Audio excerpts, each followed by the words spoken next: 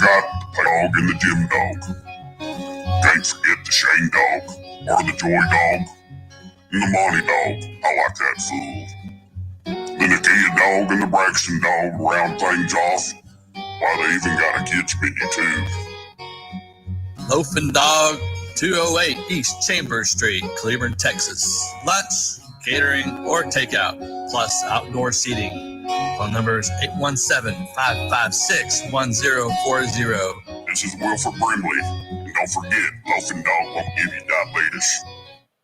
If you're trying to quit drinking or doing too many drugs, listen to me. You don't know me and we'll never meet. I had a problem like you once. I drank and used to party a little too much till it got out of control and almost ruined my life. I realized I needed help to fix my problem before it totally destroyed me. If you've tried to fix your drinking and drug problem and you know you can't do it alone, you need to call the National Treatment Advisors. They'll immerse you into a 30-day program to replace your old habits with new habits and totally change your life. And if you have PPO private health insurance, the entire program may be covered. Fix your problem right now before it gets any worse. Get clean. Call now and learn more. 877-247-1581. 877-247-1581. 877-247-1581. Hey, there's something you forgot to do. It sure is hot. Are you sweating like a dog? Wait, what? Dogs don't sweat. Oh no, you forgot to get your window tinted. Whether it's the kitchen window that sits in the sun for the hottest part of the day, or you just got new wheels, call Sharp Window Tinting in Burleson. 817-615-9379, or look them up on the web, sharpwindowtint.com.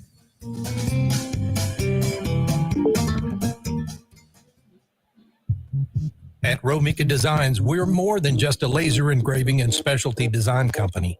Much more. I'm Ron Phillips, co-owner of Romika Designs, and if you can dream it, we can probably make it. We can custom laser cut and engrave on nearly all material. Great for one-of-a-kind gifts, home decor, business and specialty items, or personalized and logo designs created just for you or your company. Allow us to become your go-to gift and specialty project partner. Romika Designs can help make your ideas a reality. We're ready to help you design and create that special gift for any occasion or engrave your personal or business logo on just about any product. View our designs at romikadesigns.com or simply email us with your ideas. We specialize in custom design and we'd be honored to have the opportunity to discuss it with you. Call us at 817-400-4040, email info@romikadesigns.com, or visit us on the web at romikadesigns.com.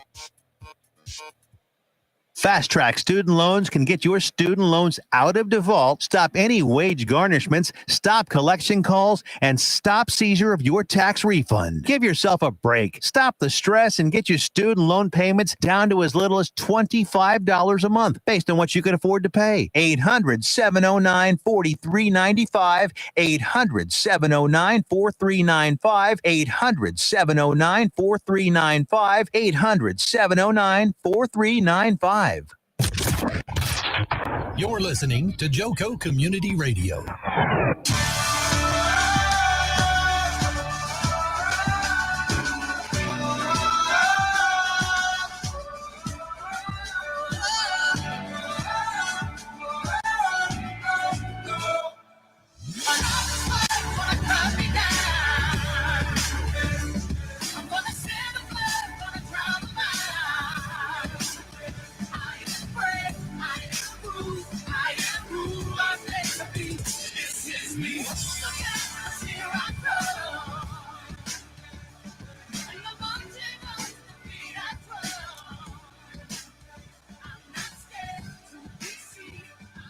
Good evening, everyone, and welcome to No Judgment here. I am your host, Tish Ross. I've had several men join me on my show to share their stories of alcoholism, depression, and it's been very rare to find women to share. But tonight, two very brave and beautiful women have so courageously said yes to sharing their story on alcoholism. They call themselves alcoholics. Thankfully, they have both been sober for a few years now. And we are here to hear them tell their stories.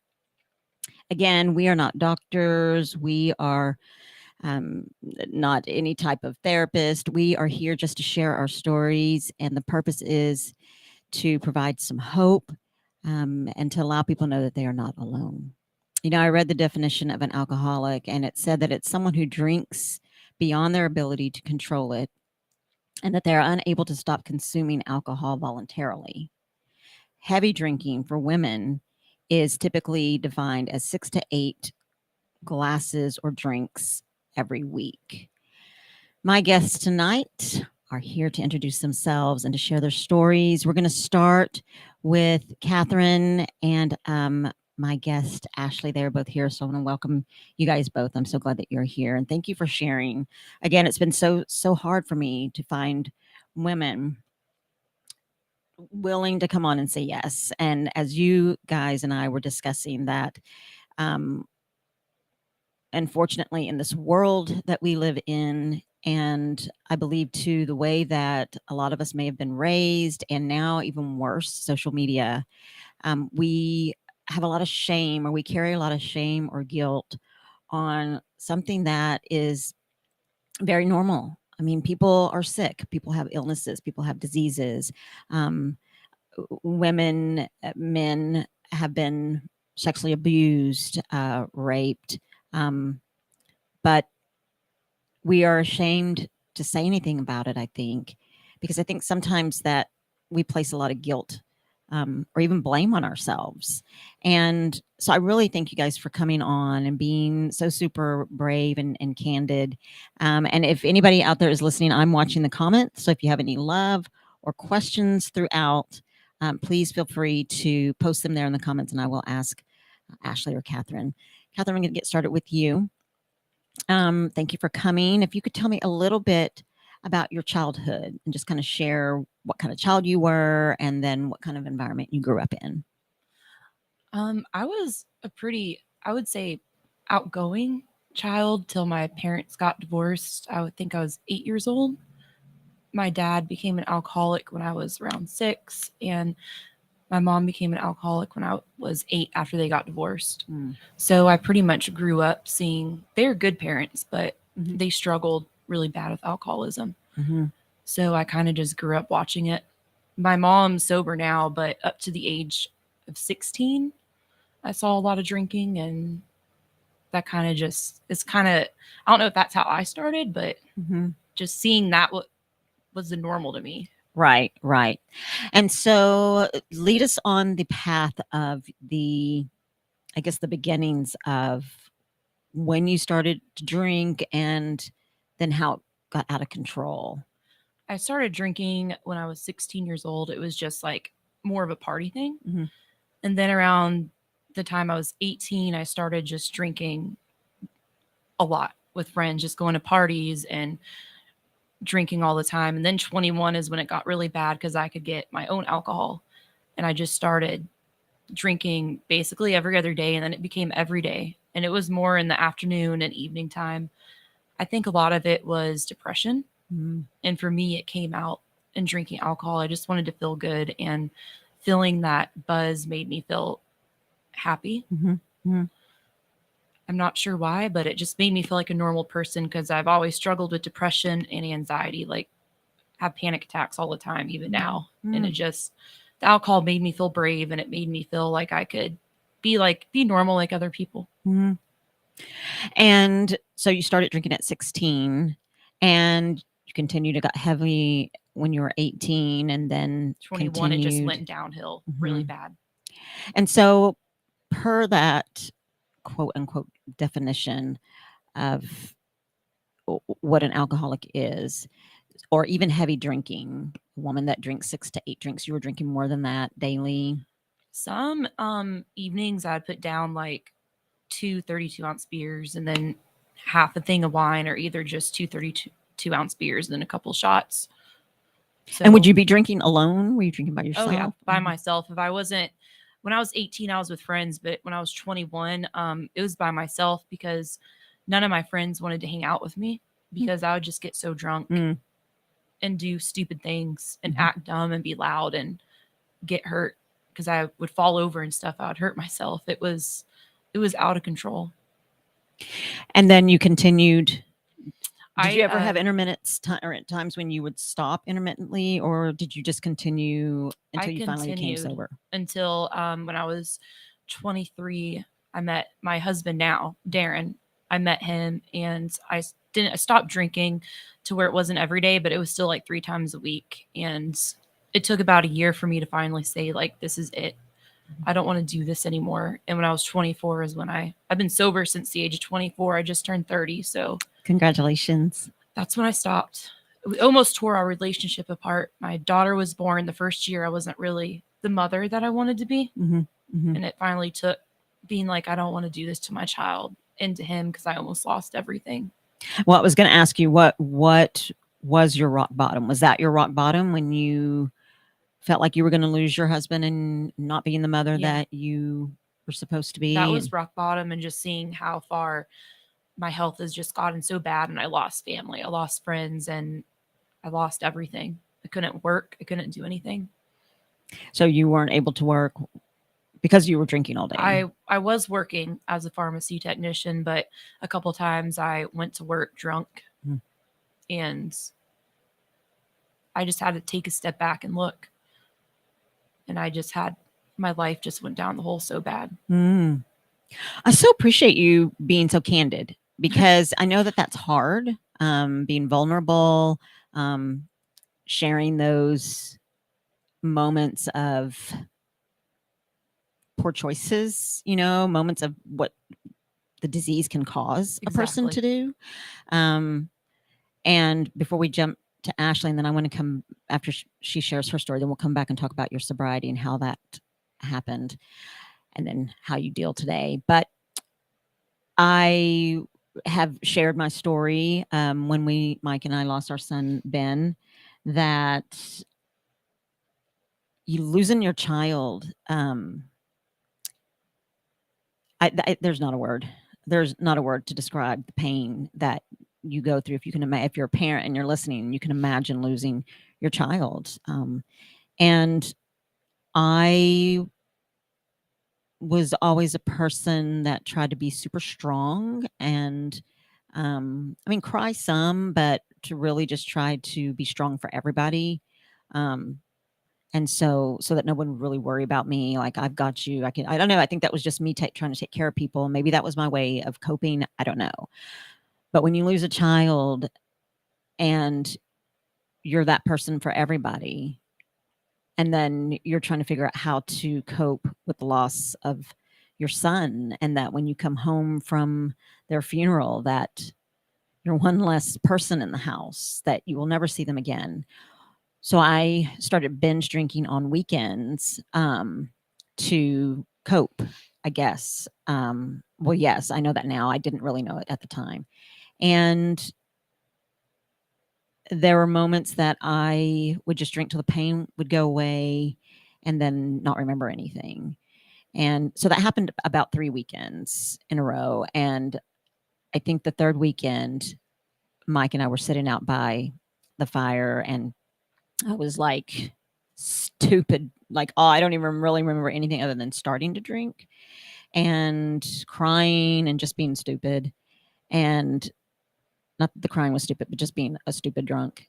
And Mike coming up to me and saying, Ben said to stop that drinking, both of y'all. And that's the only thing out of the whole night that I remember very vividly. And so for me, I know that was definitely a God thing, because from that moment on, I was done. I had to figure out how to feel my feelings. I had to figure out how to go on with one less person coming home, without being able to hug or touch that skinny body. I just had to feel my feelings. And I think that that's a lot of women and men, but a lot of issues that I don't think that we are kind to ourselves, and we don't give ourselves enough grace to truly feel our emotions, to just let it all out. I think because a lot of us are so many things to so many people, a mother, a parent, a wife, a brother, a sister, a daughter, a worker that is responsible for so many things that I think we don't allow ourselves, and we're not kind to our bodies and our minds. And so we try to figure out a quick way to mask that and get over it. Like, I'm just going to drink on the weekends till I get over this. Well, it didn't work. And so I had to allow myself to grieve and listen to Ben. And when he said to stop that drinking, then I was done. I was done being that way and just grieved. But so I want to move to Ashleigh, and so sweet. Thank you for coming on. You've been through a lot lately, and I so appreciate you resting up to come in today. Tell me a little bit about your childhood and then how you started to drink. Okay. First of all, thanks for having me. Of I course. feel really honored that you asked me to be here, Mhm. and I'm glad to be here. So, Thank you. I would say that as far as my relationship with alcohol as a child, I grew up in a household where there, as far as I knew, for most of my childhood, there was no alcohol. Alcohol was present there, but it was hidden. That's something that I didn't really know as a young child. But then as I got older, I kind of started noticing changes in behavior and things like that, where I kind of started putting two and two together, and figured out that alcohol was in fact, part of kind of, or in the household, I guess. So it was very confusing as a child. Not really, it wasn't something that was talked about. But like I said, the older I got, I was able to kind of see the signs and things like that. So I definitely had a real confusing kind of understanding of alcohol as a young child. I didn't have my first drink of alcohol until I was a senior in high school. And looking back on that first time that I drank alcohol, I can say now that I know I was drinking alcoholically already from the very first time. It took, I didn't realize that until after I got sober and really was able to kind of, process those kind of things. But I would say for sure that the first time I ever drank, there was no limit for me. I didn't pass out. I didn't even, I got drunk for sure, but I didn't stop. I didn't want to stop. It was like second the alcohol hit my lips, I was like, all right, let's go, So that's kind of my experience as far as, childhood. And I was thinking about on the way over here, and there's so many layers to my alcoholism, I feel like. I drank, that one time in high school, and then and that was my senior year, probably towards the end of my senior year, I believe. And then I moved out of my house like the day after I graduated high school, and I was kind of on my own. I didn't really start drinking heavily until after I had, I guess the next time I remember drinking, or being in a situation where I was drinking, I was sexually assaulted, and I was still at age 18. And after that, my life really spiraled after that. And by the end of that year, I had my first, I had a alcohol-related car accident where I actually ran over a pedestrian. And originally was charged with, intoxication assault with a motor vehicle, which is a felony.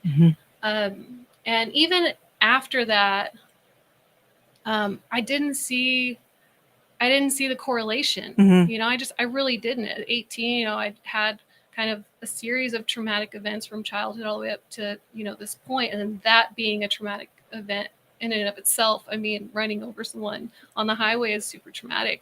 I didn't see the correlation where alcohol was part of the problem. Yes. Because alcohol was, I think I talked about with you this weekend, like eventually, like alcohol became my best friend, like alcohol was always there for me. It helped me to feel, and then it helped me to not feel. So there's just so many layers. I mean, that was at 18. I didn't get sober for the first time till I was 28. So, you know, in between then and 28, 10 years of all kinds of heavy drinking and, you know, partying. I really appreciate you saying that. I mean, because I think for anybody that's listening, you know, when you become sober, and you really made me start thinking too. Growing up in a house where my father was an alcoholic, and like I said, I was talking to the girls earlier before we came on live, and just sharing that alcohol was such a big part of every celebration. And while I was not taught that was what we were supposed to do, I learned it just from watching. And so, and I've shared this before too on the air, but that I had an automobile accident when I was 19. The drinking age in Texas was 19 at one point, for just like, I don't even know if it was a full year, but I took advantage of it and bought a new car, celebrated, because that's what I saw we do. We celebrate when something good happens, and almost killed myself in a car accident driving home. I totaled my car. But now that you say that, and people that are listening, like, if you really think and go back and, because I celebrated that way, we lost Ben, and I know my feelings that way. And I love my best friends. I love my best friends. But when we would go out of town, I so looked forward to going out of town because I knew that we were going to drink. And so now I'm thinking about it, I'm like, oh my gosh, I could have very well been on that path. You know, I was also reading that there's not just alcoholism and alcoholics, but there's alcohol abuse. And so I feel like that's exactly what I was doing. And I'm telling you, I couldn't wait until me and the girls would go out of town. I was like, yes, couldn't wait to get in the car. We would pop open some drinks and drink on the way down and just be so excited about it. So I'm so glad that you said that, Ashleigh, because there are layers and layers. Someone can't just say, well, kind of the question that I'm asking you guys is, so when did it start? Why did it start? Well, there's so much more to it than, well, I started drinking when I was in high school, because when I was in high school, I would go to parties and I would drink. And so I really believe that if you're struggling with, or if you're listening to this and you think, you know what, I do drink every single night, and I look forward to drinking every single night, and not that it's wrong. I'm not going to say that it's wrong to, again, there's no judgment here. Not that it's wrong to drink. Hey, if you can have a couple of beers and, you know, be in control and whatnot, or whatever you do, it is totally up to you. I'm just speaking to those that may feel like every day that you come home, you feel like you need to have a drink or two, and that becomes something that's very habitual. That it could, I'm not saying that it would, but it could very well turn into something that may be addictive, you know, because I know I was certainly can remember there were times like that when I would get off work and think, oh, I cannot wait to get home so I can just relax and have a drink. Instead of, I can't wait to get home and just process the day, process my feelings, process through my stress, which is not easy. Cry if I want to, be mad if I want to, and figure out exactly why is it that I'm so upset about the day, as opposed to going home and, you know, I can't wait to have a drink to just calm my nerves. So there's something hidden there, you know, and so I so appreciate you saying that. Because so for anybody that's listening, if you think, I mean, they're just layers. Like you said, there's layers to what happens. So, Ashleigh, tell me, what was your breaking point? What was your bottom? What was the bottom of the barrel for you? It's always a tough question, because honestly, I believe now, after, because I've been sober now for a little over 2.5 years. Congratulations. Thank you. That's awesome. But it's not my first time that I've been sober. So, you know, relapse is part of my story. And I truly believe now that, like, I don't have a bottom until, and my bottom is going to be death, honestly, you know, because it's like, you know, look back at the first car accident, that should have been a wake up call for me. I get hello, that. what are you doing? You could go to prison for a really long time, but that didn't even, like I said, it didn't just kind of like, whew, my goodness, and then, I got another DWI, I don't remember, 5 years ago or something like that. Relationships were ending for me because of alcoholism, or because of alcohol. And, family members would mention, things. And it was like, I don't think that there was going to be like a bottom for me. And when I realized that, because towards the end of me drinking, it got to a point where I really couldn't, I didn't see any other way out of it but to just drink myself to death. Honestly, I thought, like, this is the only way this suffering is going to end, is if I just die. And so I even tried that, and it didn't work. I tried pretty much drinking myself to death. Like, there were so many nights where I would be like, okay, hopefully I won't wake up, and so I really think, like, if I were to go back out again, like, I wouldn't come back, And so you said that relapse is a part of your story. How so? Tell me about that. So I got sober for the first time in 2017. My daughter was almost 2, and I was living with my grandparents, and I had quit drinking, while I was pregnant and while I was breastfeeding and stuff. And then the first time that I really kind of got to go out without, or just go out in general and drink, it escalated so quickly. And, I was like sneaking out to go drink and lying to my grandparents about where I was going to go. Can you babysit so I can go run to the store and get diapers or whatever it is. And then I'd go to the bar and slam shots and drink as many beers as I could, and it was like, what's wrong with you? And so I realized, I think I have a problem. And so I reached out to my grandparents. Like, thank goodness for them. They're just amazing, tender, loving people who really truly care about me and care about my well-being, and were willing to listen to me and believe me whenever I said, I think I have a problem. And I think that's something that's super important for anybody that's listening, is if you do think that you have a problem, reach out to somebody that you know is going to take you seriously and listen to you and want to help you help yourself, because I've reached out to them, and they were like, made things happen for me, and got me in touch with the right people that were going to be able to help me get sober. So, that is so true. yeah.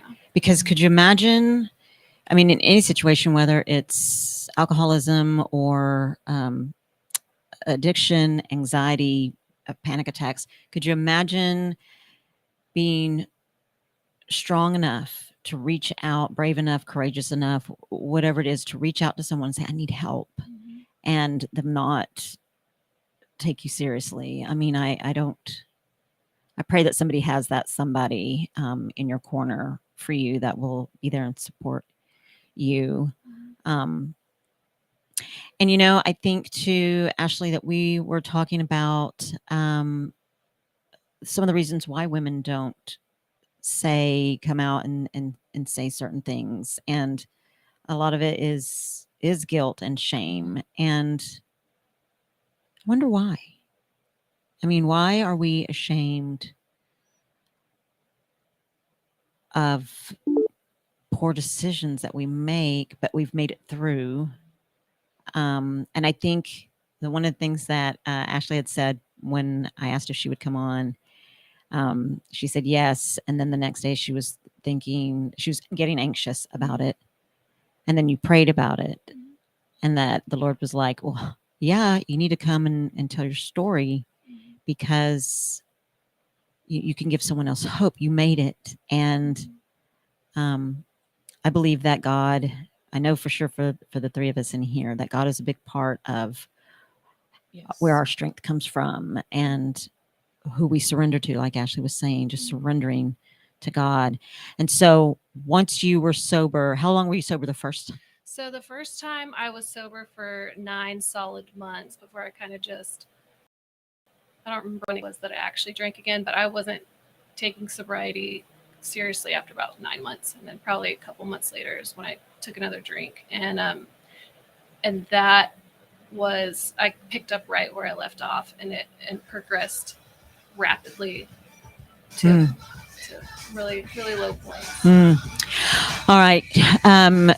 You guys come on back. We're going to take a quick commercial break, and then we're going to come back and talk about how Ashleigh and Kathryn became sober and how you handle stress and anxiety today.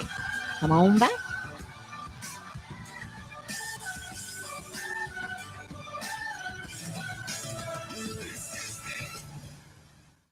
Hey, travelers, do you want to save money on your next flight? Then pick up the phone and call. That's right, call, because the best prices are not online. They're with SmartFares. See, SmartFares has special deals with the airlines. When they have unsold seats, they use SmartFares to fill them. So you get airline tickets at ridiculously low prices. Our prices are too low to publish online. With the extra money you'll save, you can book another trip or treat yourself to dinner or shopping. So stop searching all of those travel sites to find the lowest price on your next flight. Let one of our SmartFares expert travel agents find ridiculously low prices for you. Call SmartFares today and get the best price on your next flight. Guaranteed. Also, save up to 50% off business and first class tickets. 855-325-1820. 855-325-1820. That's 855-325-1820. Out-of-date carpet giving you the blues? Tired of your old dingy and broken tile? Let my friends at the Floor Store in Cleveland, Texas give your home the makeover it deserves.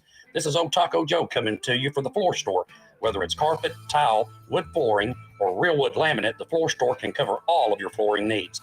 Located at 405 West Henderson Street in Cleveland, Texas, owner Brent Harris can help. Shower tile, tub surrounds, even backsplashes. Give them a call today at 817-641-9444. The Floor Store, they've got you covered.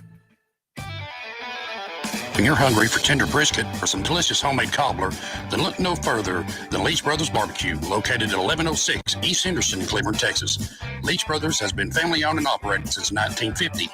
Take it from me, Taco Joe Orwinski. Todd and his family have been filling my belly breakfast, lunch, and dinner for a long time. Heck, I even have my own booth, open Monday through Saturday, 6 a.m. to 7 p.m. Come see them for dine-in, carry-out, and all your catering needs.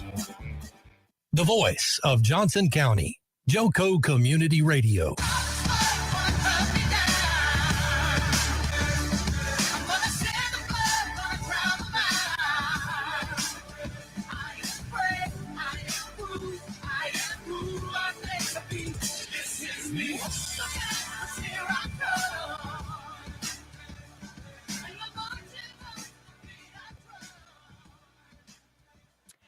We are back. Thanks for tuning in. Joco Community Radio is proud to be the voice of Johnson County, Texas, and is live 24/7 on the TuneIn Radio Network.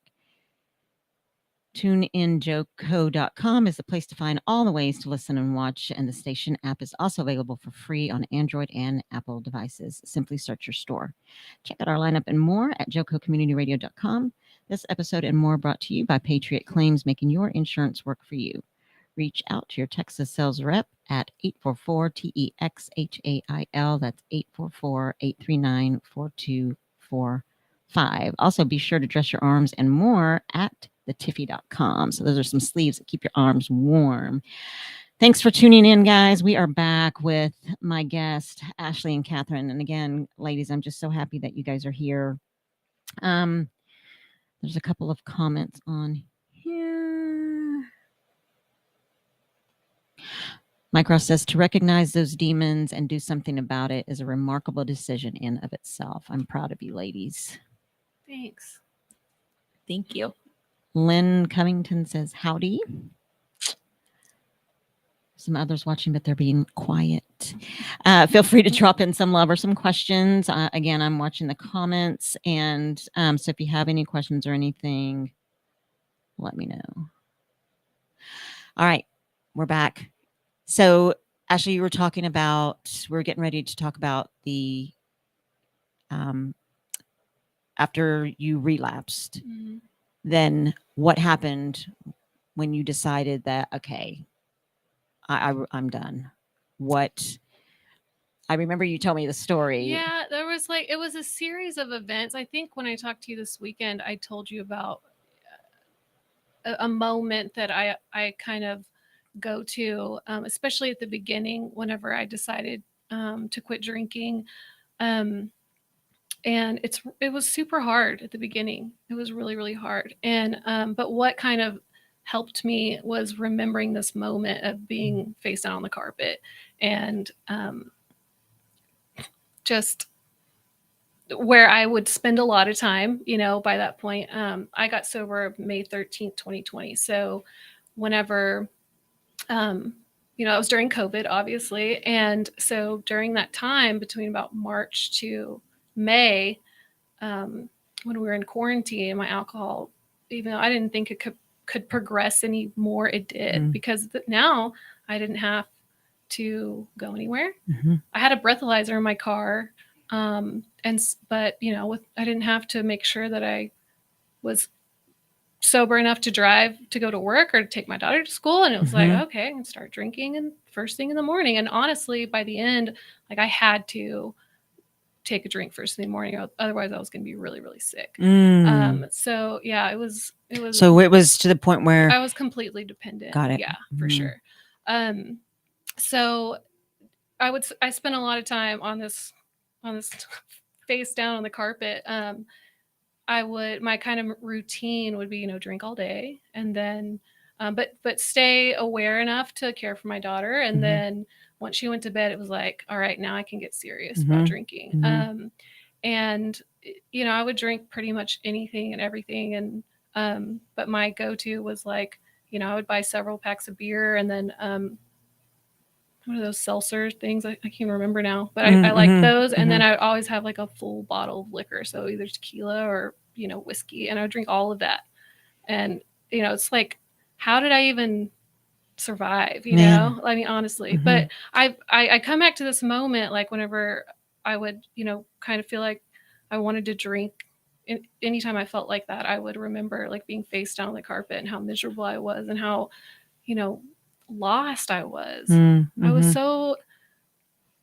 I had no direction, and I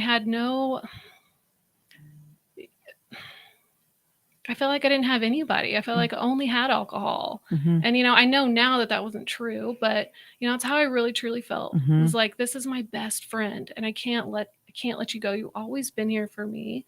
You've helped me through everything. I can't, I need it. But at the same time, I know how horrible you are for me. It was this toxic relationship. Yeah. And I would finally get off my porch to stumble inside, I think most of the time. And I just remember waking up on the carpet a lot of times and being there again, and being like, God, please, this is miserable. I don't want to live like this. It's, what kind of life is that? What kind of mother am I? What kind of person am I?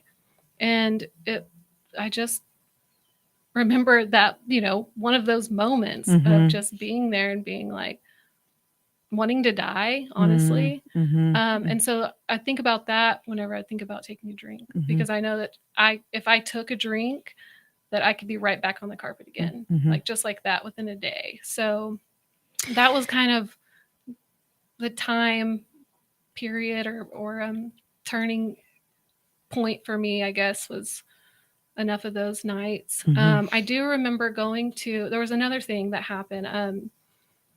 I went to, my best friend graduated, got her PhD, and she lives in Oklahoma. And I don't know if she's listening, but if she is, she probably doesn't even know this. But I went there to celebrate with her. And that was in May, I believe, too. And we had this big party. It was so much fun. I hadn't seen all my friends in so long. Of course, I was drinking so heavily. And I remember the next day we were going through my phone, just looking at pictures, and I remember being there was a picture of me with a drink in each hand. And I said, why do I have two drinks in my hand? And she just casually said, well, you're a lush. And she didn't mean it but when she said it, it's somebody that I so respect and love. And I thought, is that really what she thinks of me? Is that really who I am? And it was like, yeah, that is who you are, you know? And so that was was only a few days before I decided to quit drinking. Cause I mean, that really did do something to me and make me want to go change something, you know? Absolutely. So. And how about you, Kathryn? I know that you said that your rock bottom was when you felt like you were going to lose your family, but more specifically, if you can remember, do you remember the moment when you thought, I have got to stop? Do you remember what that was like and where you were or how that came about? I do remember we were living with my husband's mother, and she ended up passing away. She went and had sepsis poisoning, and it was awful. We thought it was the flu. We kept asking if she wanted to go to the hospital. She's like, no, I'm fine. And she ended up just fainting and passing away in her room. And when she passed away, I think that also had something to do with it, because she saw me drink and get drunk and not be a mom. And my husband, Darren, was like, we can't do this anymore. We can't live together. We have to separate. And she kept telling him she's going to get over it. Keep staying with her, help her. She'll get over it. Everything will get better. She believed in me. And when she passed away, a couple months after she passed away, I got sober. It's like she's up there in heaven watching me. Absolutely. It's like a part of her soul went into mine. I also was struggling with pain medicine. So I was on hydrocodone at the same time along with alcohol. So I kind of was struggling with two addictions. And I kind of just stopped everything altogether. And so when you guys became sober, and maybe even now through your sobriety, do you ever think about, I mean, is it still a struggle every day for you, Kathryn? Or when you get down or having to deal with something difficult, do you think about drinking, or is that not a thought anymore? It would have to be something extremely bad. I will say that when you do start to get sober, every day is just awful. You think to yourself, am I ever going to be happy? When is this going to get better? This is the worst day. Like, I need my drugs. I need my alcohol. I can't do this. Every day is a nightmare.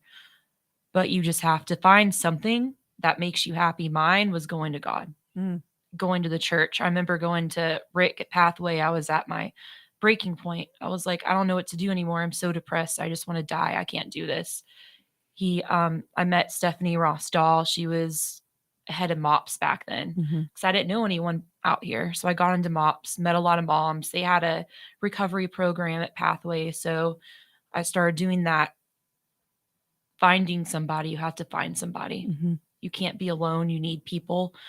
And you need to know that no matter how bad you feel, it will get better. Day by day, it gets better. I think around 6 months sober, I started realizing I feel a lot better. I'm not thinking every day I have to have a drink. Now that, say I'm 30, I was 24 when I started getting sober. So now that I'm 30, I don't think about it that much, just because it's been so long. If something really bad happens, my son, it was the best day of my life when my Joshua, he's 10 months old, when he was born. So happy, but he was born with a received chin, couldn't breathe. He was in the NICU for, I'm going to say 2 months, and he had jaw distraction surgery. That was probably the hardest time since getting sober. And that's probably one of the first times since getting sober that was the hardest not to go backwards. Are you glad that you didn't? I'm very glad, because sometimes you think it's going to make it better. It doesn't. You have to keep realizing, go back to the past and think, I thought this before, and it ended up awful. Absolutely. Absolutely. I think that is so, I mean, even kind of something that Ashleigh even said, she goes back to the one memory, and it really does. And for me, I think, even though a lot of things are a new normal, going on trips, and something that my husband and I used to enjoy is having, a drink outside on the patio or walking the strips or whatever. But I'm just, and I know that you guys are too, so proud of myself that I'm thinking, you don't need it. You don't need it to have a good time. In fact, you have Exactly. more of a good time. And I know it sounds so cliche. And I can remember my mom saying, you don't need to be drinking to have a good time. You don't need it. And you don't. In fact, you have a better time without Exactly. it. I mean, you remember things. You actually are in the moment. You're enjoying. And you don't wake up feeling terrible the next day. And I believe that for me personally, that having a personal relationship with the Lord is what really, he's my strength. And I know that he's your strength as well. And that's where the strength came from. And it was like, okay, I need to mourn and grieve my son. I need to be able to go out and do things, girls trips, a husband, wife weekend, getaway without thinking that I have to have a drink, because I don't. And feel so much healthier, just feel so much better. And Ashleigh, how about you? I mean, when you first started your journey of sobriety, the second time, did you struggle daily as well? I mean, I watch a lot of people that share their stories, a lot of men that have shared their stories, even on TikTok, people that are literally videotaping their journey of sobriety and saying, I'm having a hard day. They go live because they need to talk to somebody, and just having hard days. Your second time around, did you still have those hard days? And Absolutely. And what did you do to make that pass? Well, I was lucky enough to find a program where I met my sponsor. And I know that at the beginning, especially, and the first time I got sober too, I would absolutely not been able to do it without her. And it's not even that, she wasn't there to, tell me what to do or anything, but just being someone that picks up the phone and understands, someone you can call because they've been there and they know exactly what it feels like to be 48 hours sober and a week sober and, that kind of thing. When you're just like, I don't know what I'm doing. All I know is I don't want to drink today. And, just being able to call sometimes multiple times a day and go, I feel like I'm crazy. And, just her being just so kind and so loving. And so I tease her because, like her go-to phrase I feel like I always hear in my head is, it's okay. It's okay. And she would always, but I can't tell you what that did for me to hear her say, it's okay. It's okay for you to feel like that. It was like, it is, and it just kind of gives you this, okay, it is okay, and it's normal. She would tell me that it's normal to feel like, you're losing your mind or, that you're whatever it was, now I don't, it's hard to even remember like those first, several months or whatever, because now luckily I don't have like that really desire to drink ever, but I'm not too proud to think that I couldn't be back where I was. So, I try to work a program and keep in contact with my sponsor, things like that. But yeah, at the beginning, I couldn't have done it without a community of people and having a sponsor 100%. I mean, 100% for sure. And so what did you guys learn about yourselves? I mean, when you're not drinking, life is different. Life is different. It looks different. Your daily, the things that you do daily, it's a completely different mindset. And you kind of really have to relearn who you are, or the things that you maybe even like to do, maybe the things that might interest you, learning more about yourself, who you are without drinking. Do you remember any of the things that you maybe even struggled with thinking? I mean, I know that there's days where you think, I don't know what to do. I'm losing my mind. Like, who am I? What am I supposed to do with this quote unquote free time? And by that, I mean, not having a drink in your hand. I have all this time now because I'm not drinking. And so did you learn anything about yourself, Kathryn? I did learn, I thought I couldn't handle stress, and that if stress happened, I needed to drink. But being sober, I've learned that I can handle stress. And how do you handle stress now? I pray to God. That's for everyone it's different, and that's okay. But for me, that's what worked for me. So wherever I'm at, if I'm out in public, I'll just say a prayer in my head. If I'm at home, it's usually out loud. My kids are like, "What are you doing?" I'm like, "We're praying." Mommy prays, it helps. Yes. So that's what I do. I pray. And it helps me a lot. That's what got me through this whole process of trying to get sober, was praying and going to the church. The church was the go-to for me. I volunteer there. That's just where I went all the time. And how long have you been sober now? Let's see, I'm 30. I started at 24, so 6 years, about 6 years. Wow. So I never thought I would get this far. Really? I'm telling you, every day I was just saying, I'm not going to make it. This is hard. I feel awful. How am I going to get through this? But I can promise, for anyone who's listening that's going through it, it does get better. It gets better. I promise. You just have to get through the first 4 months, 5 months, 6 months. After the first year, you're going to say, wow, I never thought I'd feel like this. But it does get better. The hope is hard when you're drinking and you're drunk every day. There's just no hope, but you can get hope. Man. I mean, that just, you know, for anyone listening to know that these two women who struggled and drank every single day, drank to get drunk, drank to deal, drank because it was something to do. And the fact that you can not sugarcoat it and say to the next day, I wanted to drink, but I didn't. And the next day I wanted to drink, but I didn't. And then here you are 6 years later. But the struggle is real, but it's worth it. Exactly. And your life is completely different than it was, 6 years ago. Complete 180. Yeah. And it's so worth it. It is worth it. It really is. I can enjoy my kids now. My son Joshua, his first year of life, I've given him so much more than my daughter, her first year of life. And it makes me feel really guilty because I wish I could have been there for her instead of drinking and being a bad mom. I should have been a better mother to her.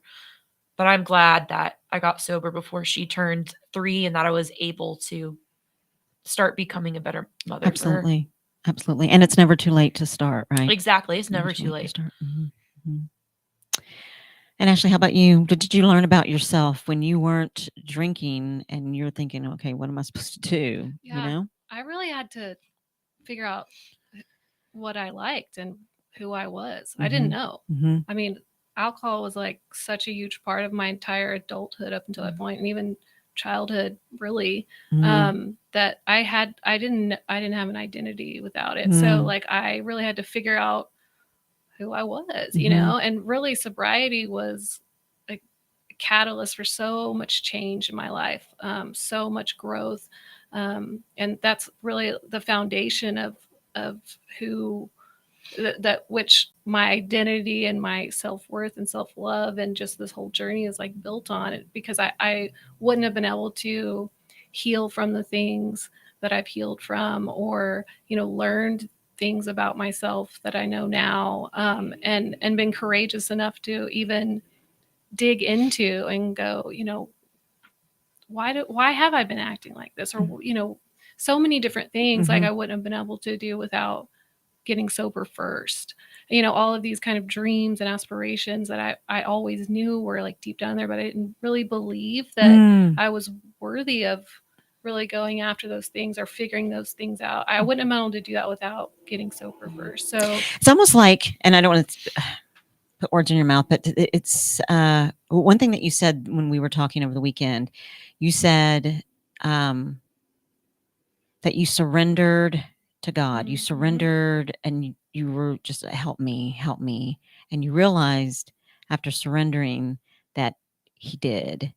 And he got you through that. Right. And so because of that, that whatever you surrender to God, and you said sometimes it's daily, all day. Yeah. Okay, I'm surrendering again. Here I am again.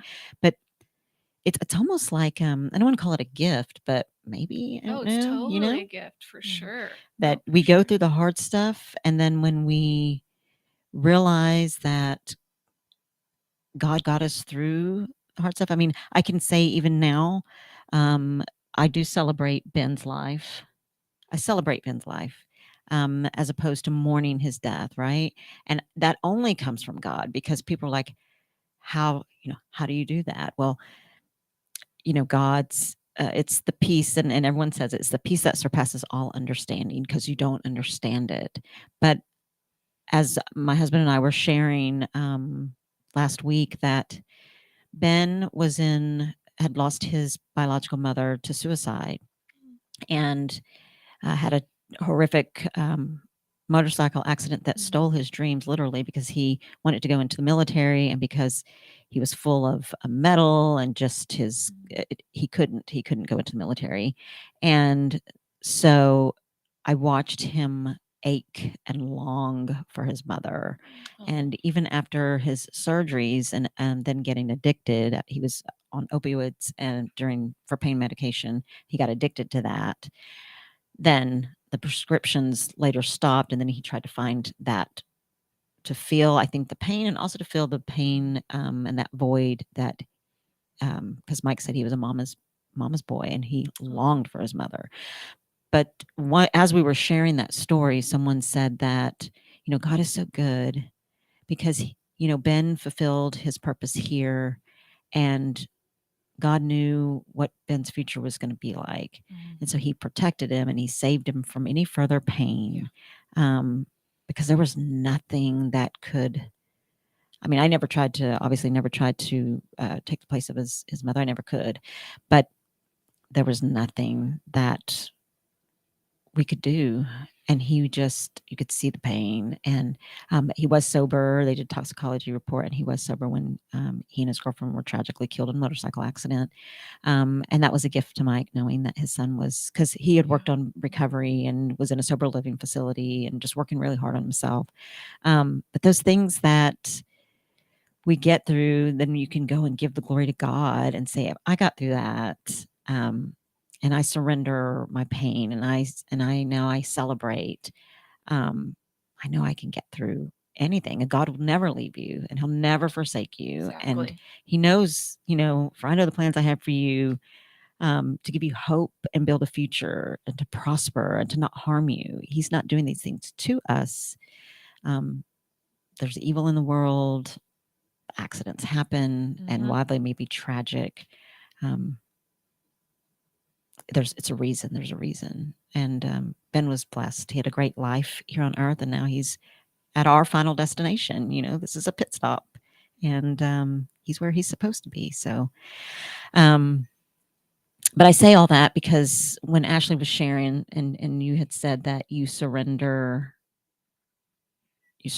to God when you were at the bottom, and now because of that, because God got you through, gave you the strength to get through, now you know that you can get through anything, and He's with you all the time. Sure. Yeah, for sure. Mm-hmm.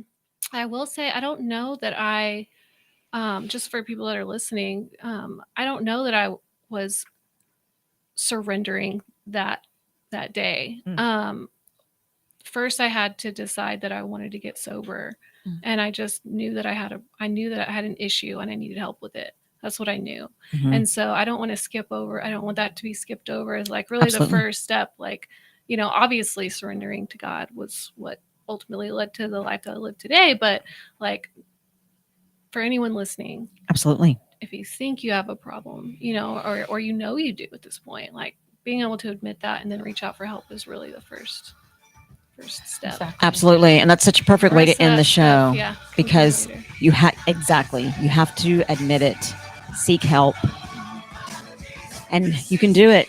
Be strong and do it. If you guys have any questions or any comments, or you want to reach out to Ashleigh and Kathryn, leave them in the comments. Thank you, ladies, so much. Thank you. You guys have a good night. From Burleson to Venus and Grandview to Godley, this is the voice of Johnson County, Joco Community Radio.